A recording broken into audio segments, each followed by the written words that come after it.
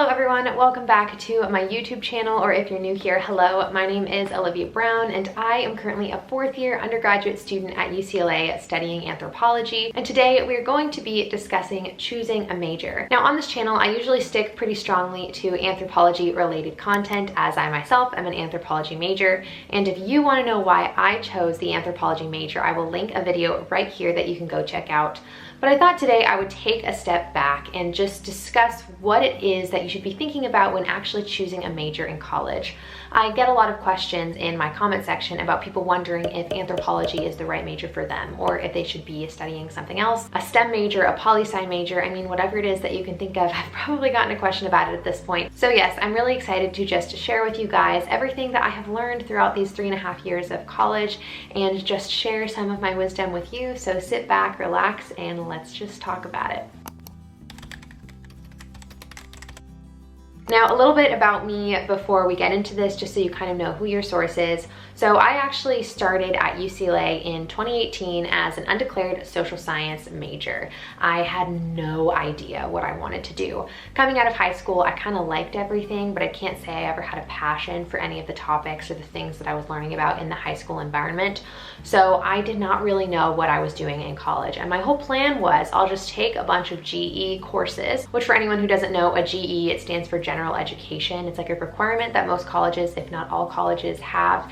And you take these courses basically just to fulfill these different requirements, whether that's a diversity requirement or a language requirement or a math requirement. And I was thinking that if I just take GEs that I'm interested in, hopefully I'll stumble into a major that I like. Now, I was lucky enough to stumble into the anthropology major during my freshman year, and at the end of my freshman year, I actually declared this major in anthropology.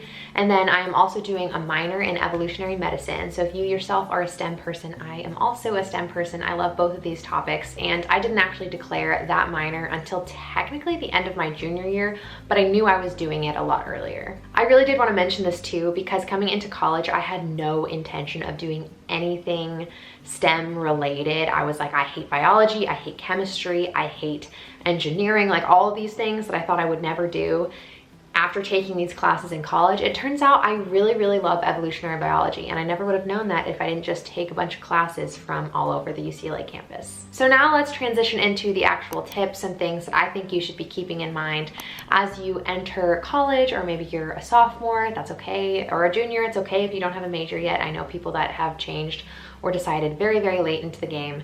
And the first thing that I want to mention is just being open-minded. I think being open-minded is something that people aren't really talking about enough, and the reason that I want to stress this, especially in the beginning of this video, is because, like I said at the beginning, I came into college really thinking that I loved English and history, and that was 100% what I wanted to stick to. But when I ended up taking a wide range of different courses, just because either the professors were rated higher or I had friends that were taking those classes, or whatever that reasoning was, it actually turned out that I loved biological anthropology and evolutionary biology. And I never would have known that if I wasn't open-minded to taking courses that were a little bit out of my comfort zone. Now, the next thing, let's say you didn't go into college undeclared. Maybe you went into college and you have a major, or you have a major, but you're not actually confident about it. Now, I want to recommend to you that if you are, let's say, a chemistry major, right?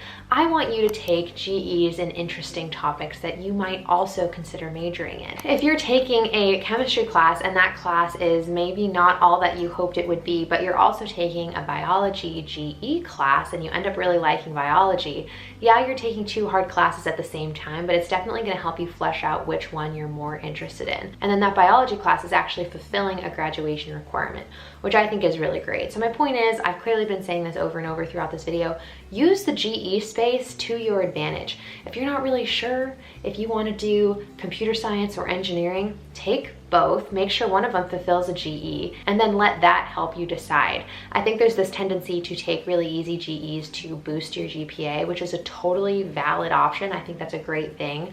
And if you're not really confident in what you want to do, sometimes this strategy might be a better approach. My next tip, number 3, is look to the future. And I don't want this to stress you guys out too much, because it's definitely something that consumes people, especially as I am a senior. I see this happening all the time. When you are selecting a major at the beginning or the middle of college, I think it could be really helpful to look a few years to the future and ask yourself what kind of career opportunities are going to be available to you.